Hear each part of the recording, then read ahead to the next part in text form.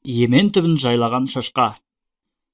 Бұрынғы өткен заманда ну жыныс қалың орманды бір шошқа мекен етіп тұрыпты. Оның қорек қылатын ағашы емен екен.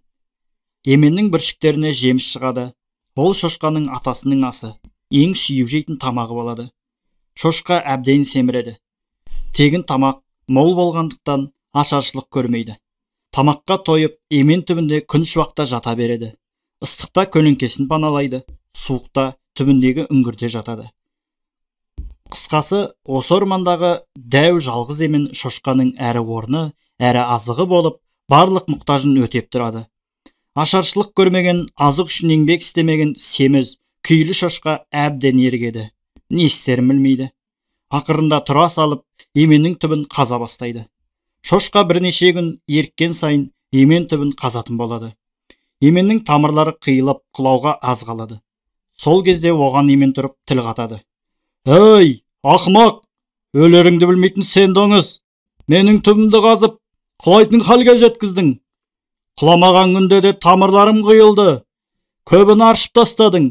Сондықтан мен аз жылда қурап, құрып бітемін. Ал бұдан былайда қаза берсең, мен көп ұзамай-ақ құлаймын. Сонда келесі жылы сен не жеп күн көресің? Қайда, ненің түбінде паналайсың?» депті. Оған шошқа: «Сенің қурап құлағаның маған не қажет? Мен еріккен соң жанымдағы сенің түбіңді қазбай, алыстан ағаш іздеп әуре болатын мен ақымақ деп ойлайсың ба? Сенің тұрғаның, құлағаныңнан маған не керек? Мен үшін сен емес, тек сенің жемісің ғана керек», дейді де бұрқыратып қаза бастайды.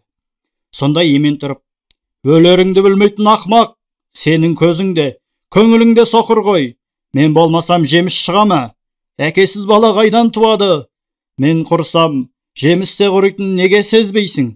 Ал жеміс құрыса, сен де құрыйсың», депті. Оған шошқа: «Сен мені алда әурелеме, қызықты жұмыстан бөгеме. Мен сенің ақылыңмен күн көріп жүргенім жоқ», деп ашуланып, бар күшін салып қазады. Ақырында бірнеше күн азаптанып, еменнің түбін қазып құлатып, үлкен ата жауын мұқатқандай болып, игілікті зор жұмысты бітіргендей болып масаттанады. Күз бітеді, қыс келеді, жазда жетеді. Құлаған емен қурап жатады. Оған енді жеміс шықпайды. Шошқа әбден ашығады, өткенге өкінеді. Бірақ одан түк пайда жоқ.